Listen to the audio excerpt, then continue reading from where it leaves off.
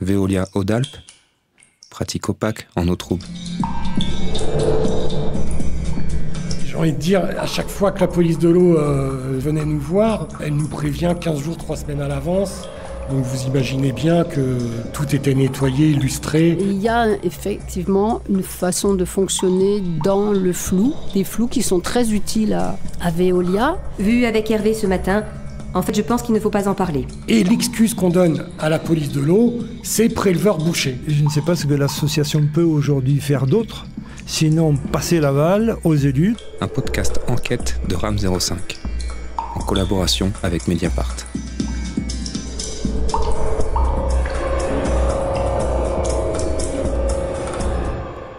Troisième épisode. L'autosurveillance, c'est quoi ? C'est un prélèvement sur 24 heures d'un certain nombre d'échantillons. Vous avez un préleveur à l'entrée de la station et un préleveur à la sortie de la station. Et en fait, on va analyser certains paramètres en amont et ces mêmes paramètres vont être analysés en sortie de station. Donc ce qui est jugé sur les autosurveillances, ce sont et le rendement et les taux en milligrammes par litre des composants que l'on détecte. C'est simplement pour vérifier la bonne capacité de la station à traiter l'eau sale, quoi.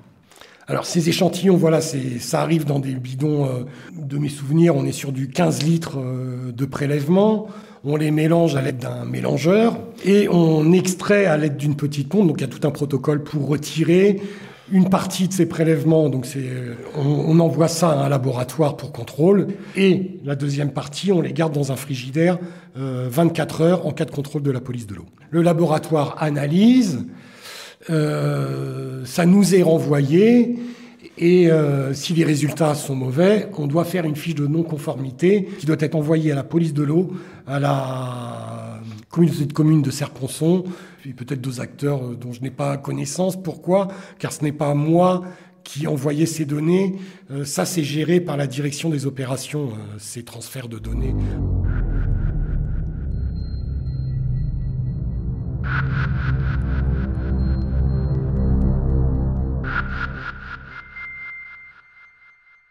J'ai découvert que lorsque l'on n'était pas conforme, c'est-à-dire j'ai un exemple, alors je vais prendre des exemples précis. J'ai un exemple précis. Ça fait 3-4 jours que je vois que des boues remontent dans ma station, que c'est pas normal, qu'il y a un fonctionnement anormal. On est 4 dans la station, donc je suis pas tout seul. Je cherche, je trouve pas. Les autres disent c'est normal, il y a des orages. Enfin bon, on est en recherche sans rechercher du pourquoi, parce que certains trouvent normal. Moi, je continue à creuser. Au bout de 3 jours, j'arrive enfin à trouver l'origine de la panne. Je vais en urgence le samedi matin, alors que j'étais en congé.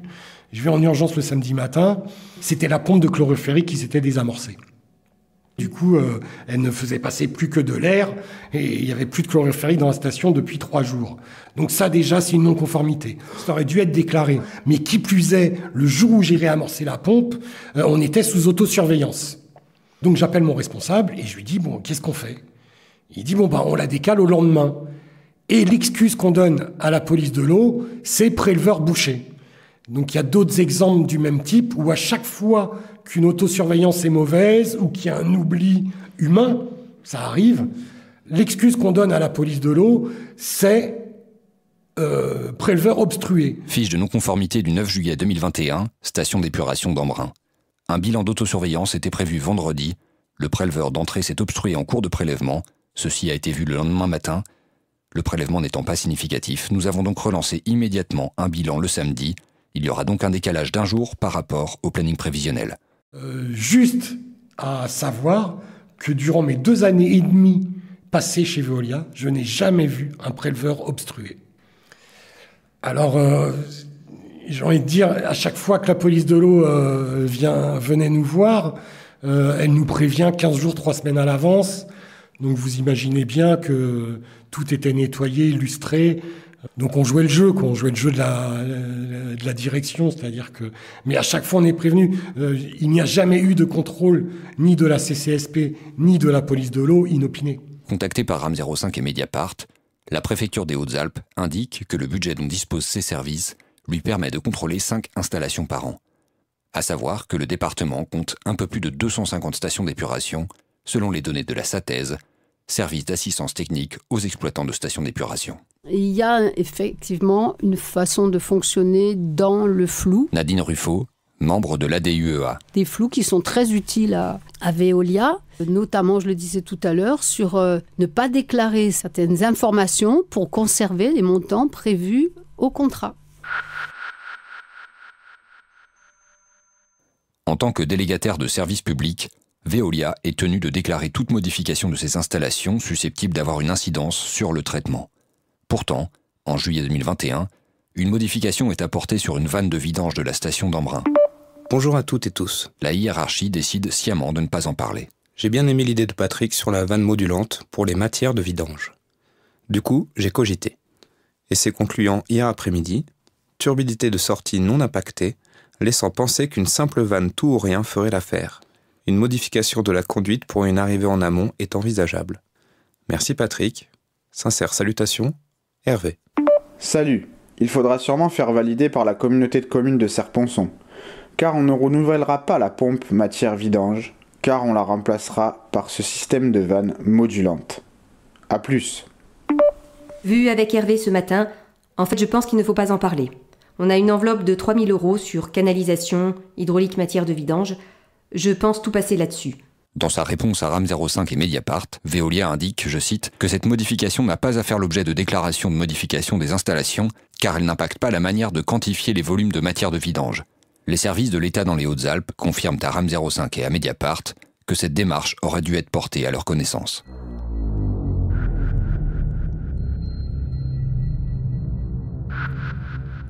Les stations d'épuration sont tenues d'enregistrer et de transmettre aux autorités et à l'agence de l'eau les volumes en entrée et en sortie de station pour quantifier la charge traitée et contrôler l'absence de fuite. Dès sa prise de poste, Hervé remarque des écarts importants sur les ouvrages dont il a la charge. Les débitmètres ne sont pas infaillibles, un écart maximum est donc toléré pour tenir compte de cette marge d'erreur.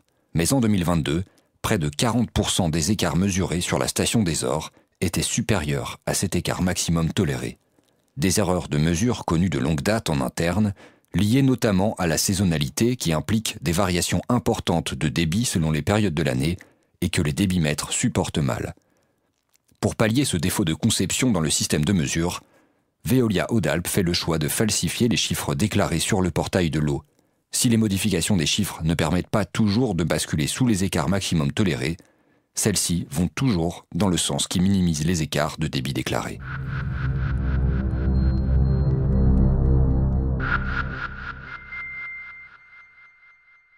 Alors au niveau de la procédure, j'ai envie de dire que je suis assez serein parce que la maison des lanceurs d'alerte a validé le fait que j'étais bien lanceur d'alerte et le défenseur des droits a enfin donné sa décision et cette décision vient corroborer les dires de la maison des lanceurs d'alerte, c'est-à-dire que je suis bien un lanceur d'alerte et qui plus est, mon licenciement est directement lié aux alertes que j'ai lancées. Donc je suis assez serein, je crois en la justice prud'homale, j'espère que les prud'hommes tiendront compte de l'avis de la maison des lanceurs d'alerte et de la décision du défenseur des droits, qui a tout de même enquêté 18 mois, dont la moitié en communication exclusive avec Veolia. C'est-à-dire qu'on est quand même sur une impartialité. Ça a été long, ça a pris 18 mois, c'est pour ça que c'était 18 mois très éprouvants pour moi aussi. Mais c'est vrai qu'aujourd'hui, d'avoir deux instances différentes, dont une qui est quand même constitutionnelle, c'est-à-dire le défenseur des droits, deux instances qui vont en ma faveur, me font espérer de meilleurs jours. Après, ça m'a brisé, hein, cette procédure à mon encontre et ce licenciement.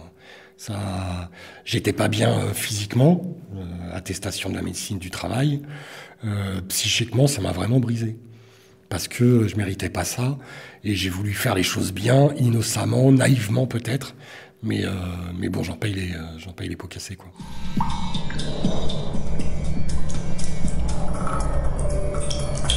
L'Association de défense des usagers de l'eau potable et de l'assainissement dans l'Embrunais estime le contrat de délégation de service public très défavorable à la communauté de communes de Serponçon. Un audit réalisé par un cabinet spécialisé, auquel RAM 05 et Mediapart ont eu accès, allait dans le sens de l'association.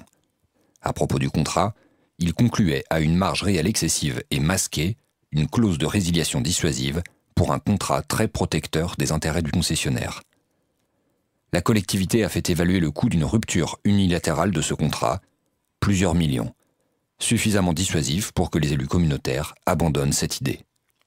C'est une occasion à saisir. Fernando Carrera. Et des preuves ne manquent pas, en appui donc de dépositions qui pouvaient être celles de la CCSP. Membre de l'ADUEA. Pour mettre à mal cette position presque intransigeante de la part de Veolia vis-à-vis de la négociation du contrat.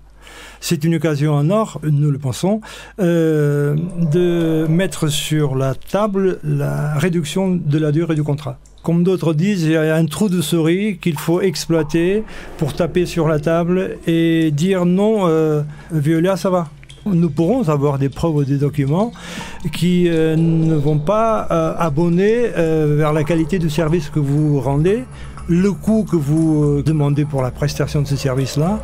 Et je pense que c'est l'enjeu dans les mois à venir, à savoir, je ne sais pas ce que l'association peut aujourd'hui faire d'autre, sinon passer l'aval aux élus, d'autant plus qu'on est à 1 an et demi des élections. Veolia Hautes-Alpes, pratique opaque en eau trouble. Un podcast enquête de RAM 05.